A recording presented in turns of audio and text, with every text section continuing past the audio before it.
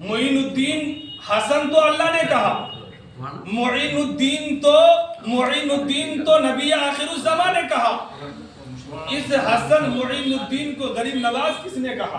کیا ملا بھائی؟ آج کے غریب نواز نہیں، بچپن میں صرف 10 یا 12 مہینے کے ہیں خواجہ غریب نواز، ماں کی گود میں دودھ پینے کا زمانہ ہے۔ خواجہ غریب نواز ماں کے پیٹ سے نکلے 10-12 مہینے کے ہیں، دودھ پینے کی مدت ہے۔ اگر کوئی سہیلی آ جاتی گود میں بچہ لے کر کے اور وہ بچہ دودھ سے بھوکا ہوتا تو غریب نواز بچپن کے زمانے میں اپنی آنکھ کی کنکھیوں سے اپنی ماں کی طرف اشارہ کرتے کہ اماں یہ بچہ بھوکا ہے، اسے اپنا دودھ پلا کر شیر کر دو، تو وہ پلا دیتی۔ جب پلا دیتی تو غیب سے آواز آتی، لوگوں سنو، یہ حسن کے روپ میں غریب نواز پیدا ہوا ہے۔ سبحان اللہ، یہ حسن کے روپ میں غریب نواز پیدا ہوا ہے۔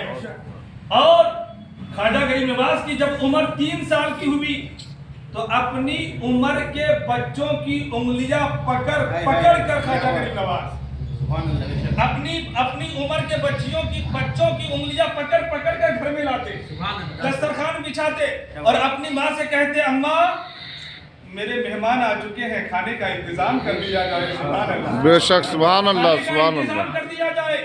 اگر انتظام نہیں ہوتا اوروں کے کھلانے کا تو خواجہ غریب نواز کہتے تھے، امی جو میرے لیے آپ نے پکایا ہے ان بچوں کو کھلا دو۔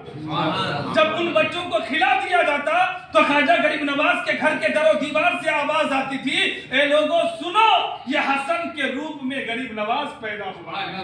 کیا بات ہے، بہت بے شک، خواجہ غریب نواز رضی اللہ تعالیٰ انہوں نے فرمایا، آج عطائے حضور حافظ ملت، جو عطائے حضور حافظ ملت یعنی حضور مفتی ملت ہیں، حضور مفتی ملت، میں نے تو حضرت کا زمانہ زمانے میں تو ہے، میں زمانے میں نہیں تھا، میں زمانے میں تو ہوں اور ان کے زمانے میں میں تو ہوں، لیکن وہ میرے زمانے میں اس وقت موجود نہ رہے، اس دنیا سے تشریف لے کر کے گئے، لیکن میں نے مولانا عارف صاحب سے، مولانا اشرف صاحب اور دیگر علماء کرام سے سنا ہے کہ دارالعلوم میں کوئی بھی آئے، کہیں سے بھی آئے، جب تک ان کو کوئی جگہ نہیں ملتی تھی کھانے پینے کا انتظام، حضرت دارالعلوم میں کرواتے تھے، اور دارالعلوم میں کروانے کے ساتھ اگر کھانا نہ بنتا تھا تو اپنے گھر سے بنوا کر بھیجا کرتے تھے۔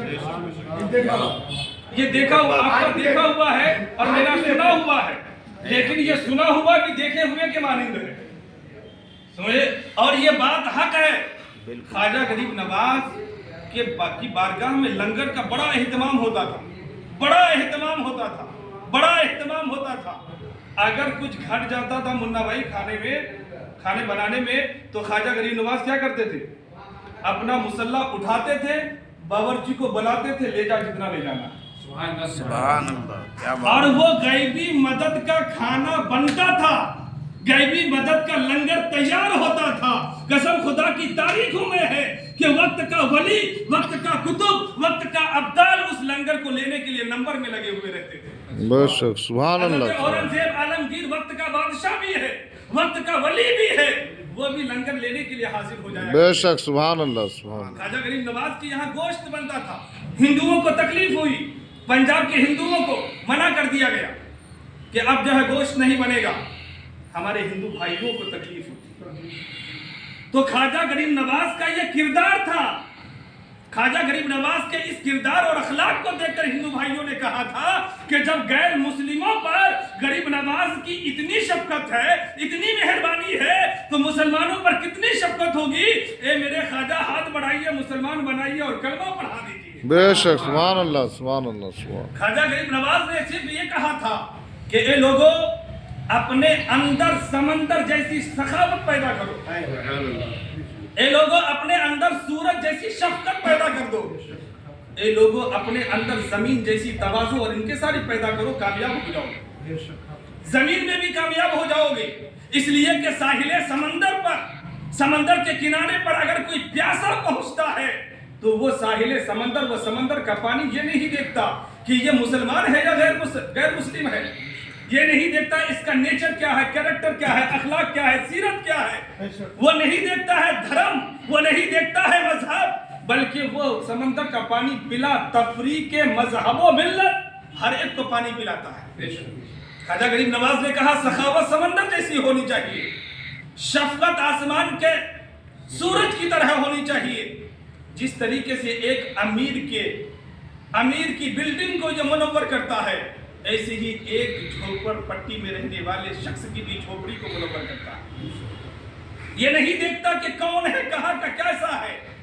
اسی طرح شفقت ہر ایک پر برابر ہونی چاہیے، اور زمین جیسی انکساری اور عاجزی پیدا ہونی چاہیے، اس لیے کہ جو کچھ زمین میں ہے اور جو کچھ آسمان میں ہے، اور یہ دونوں سب اللہ کے ہیں، کیا بات ہے، لیکن اللہ کے ہیں تو زمین پر وہ شخص چلنے کا حقدار نہیں ہے جو اللہ کی نافرمانی کرتا ہے۔ اگر وہ زمین چاہے کہ یہ اللہ کے نافرما بردار بندے ہماری پشت میں چلتے ہیں، تو اگر زمین چاہتی تو اپنی سینے کو چیر کر کے اس کو نگل لیتی، لیکن زمین یہ کام نہیں کرتی۔ اللہ جہاں جبار ہے، جہاں قہار ہے، وہی اللہ رحمان و رحیم بھی ہے، اللہ رحمان و رحیم بھی ہے۔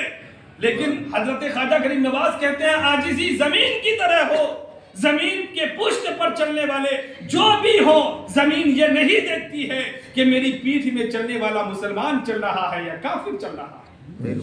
عزیزان ملت اسلامیہ، جہاں